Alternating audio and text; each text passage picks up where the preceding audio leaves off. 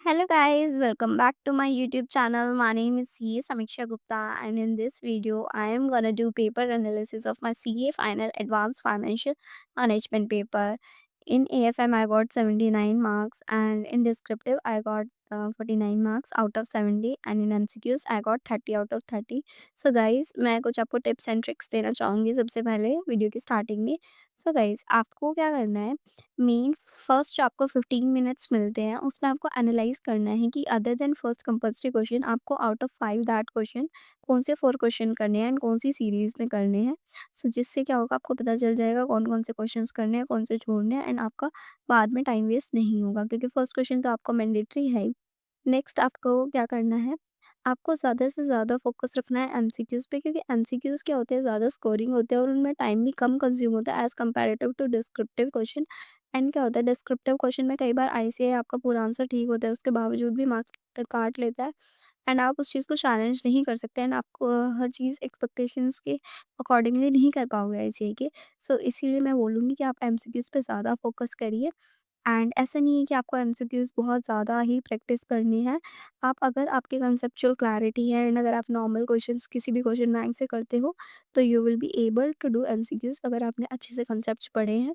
क्योंकि कई बार क्या होता है कि बैक कैलकुलेशन वाले भी क्वेश्चन आते हैं तो उसके लिए आपकी कंसेप्चुअल क्लैरिटी होनी काफ़ी ज़्यादा इंपॉर्टेंट है. एंड आई विल रिकमेंड कि जब भी आपको टाइम मिले मे बी आप स्टार्टिंग में भी एमसीक्यूज़ कर सकते हैं, mid of the exam paper भी सकते हैं एमसीक्यूज़ अटेम्प्ट एंड लास्ट में भी कर सकते हैं.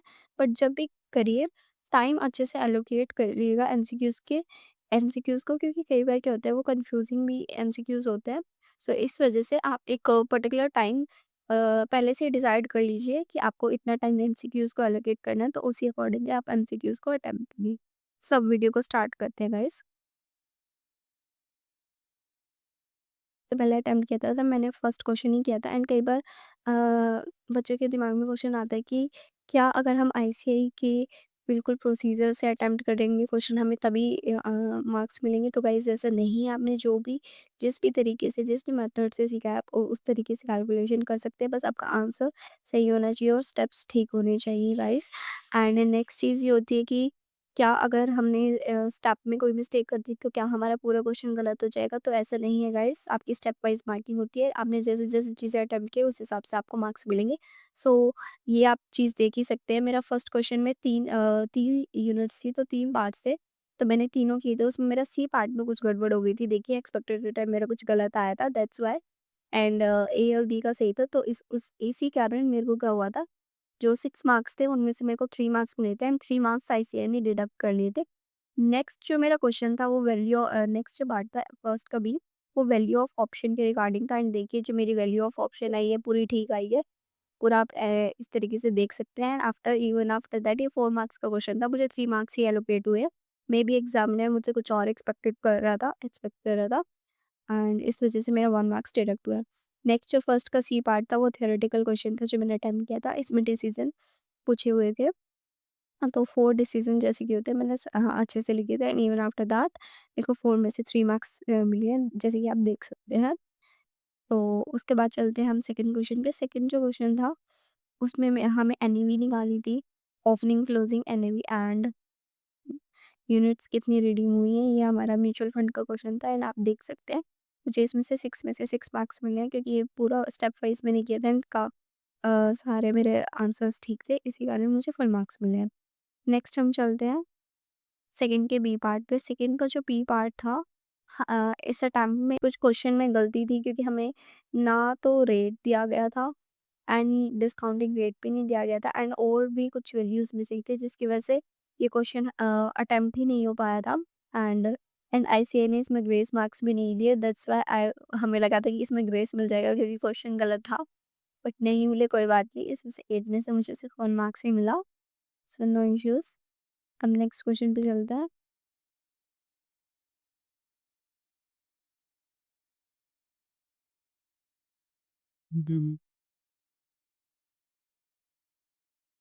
नेक्स्ट जो था थर्ड का ए पार्ट ये मेरे को थोड़ा नहीं आता था, थोड़ा कंफ्यूजिंग था मेरे लिए. फॉरवर्ड रेट का एग्रीमेंट का क्वेश्चन था तो जैसे कि आप देख सकते हैं मैंने कटिंग भी काफ़ी ज़्यादा हुई है पहले क्योंकि वो मुझे आ ही नहीं रहा था. एंड ये देखिए इस तरीके से मैंने क्वेश्चन किया था तो बट मेरे को फिर भी 2 मार्क्स एलोकेट हो गए थे क्योंकि मैंने अच्छे से फ़ॉर्मूला वगैरह लिख के चीज़ें की थी। तो इस वजह से मुझे 2 मार्क्स मिले थे। थर्ड का जो ए पार्ट था उसमें आउट ऑफ 6 मार्क्स। अब जो थर्ड का बी क्वेश्चन था वो हमारा नोस्ट्रो अकाउंट से रिलेटेड था एंड एक्सचेंज पोजीशन बनाई नहीं थी। तो देखिए मैंने अच्छे से इस क्वेश्चन को अटेम्प्ट किया है एंड आई हैव गॉट 8 में से 8 मार्क्स। तो देखिए इस तरीके से आपको प्रेजेंटेशन करनी है। अब नेक्स्ट जो हमारा फोर्थ का ए पार्ट था उसमें मुझे 6 में से 4 मार्क्स ही मिले हैं। अब देखिए मैंने बीटा वगैरह सही निकाला था, थ्योरेटिकल वैल्यू मेरी सही थी, नंबर ऑफ कॉन्ट्रैक्ट्स सही थे। बट इसमें एक और पार्ट था जो कि जो कि मैंने छोड़ दिया था, इसी वजह से मेरे 2 मार्क्स डिडक्ट कर लिए गए हैं। नेक्स्ट जो क्वेश्चन था वो उसमें हमें ईवीए वगैरह ये सब निकालना था, पैट वगैरह। आप देखिए ये मेरा पूरा परफेक्टली सही था, इसी वजह से मुझे 4 में से 4 मार्क्स मिले। एंड फोर्थ का जो सी पार्ट था वो एक थ्योरेटिकल क्वेश्चन था एंड उसमें मुझे 4 में से 2 मार्क्स ही मिले। थ्योरेटिकल क्वेश्चन में कहीं न कहीं ऐसे ही मार्क्स काट लेता है, तो आप ट्राई करिए कि कम से कम थ्योरी क्वेश्चन अटेम्प्ट करिए, क्योंकि उसमें आपके मार्क्स कट ही जाते हैं। सो नेक्स्ट जो मैंने क्वेश्चन अटेम्प्ट किया था वो 6th अटेम्प्ट किया था मैंने, 5th क्वेश्चन स्किप कर दिया था क्योंकि वो आई थिंक फॉरेक्स का क्वेश्चन था, इस वजह से मैंने छोड़ दिया था। नेक्स्ट है 6th क्वेश्चन मैंने जो अटेम्प्ट किया था, इसमें शार्प रेशियो वगैरह ये सब चीज़ें निकालनी थी 3 पार्ट से। तो देखिए मैंने पूरा अच्छे से इस क्वेश्चन को अटेम्प्ट किया था एंड इसमें भी मेरे को 8 में से 8 मार्क्स मिले हैं। अब जो नेक्स्ट क्वेश्चन था 6th का बी पार्ट, इसमें मुझे 6 में से 5 मार्क्स मिले हैं। आई डोंट नो मैंने क्या गलती कर दी थी जिसकी वजह से मेरा 1 मार्क्स कट गया। तो आप देख सकते हैं कि स्टेप वाइज़ मार्किंग होती है, अच्छे से आपको आंसर्स के के मार्क्स मिलते हैं। ऐसा कुछ नहीं है कि अगर आपका थोड़ा-सा स्टेप गलत है तो आपको मार्क्स नहीं मिलेंगे। So that is it guys for this video. Do let me know in the comments if you have any queries and follow me, subscribe me for more such videos. Bye bye guys.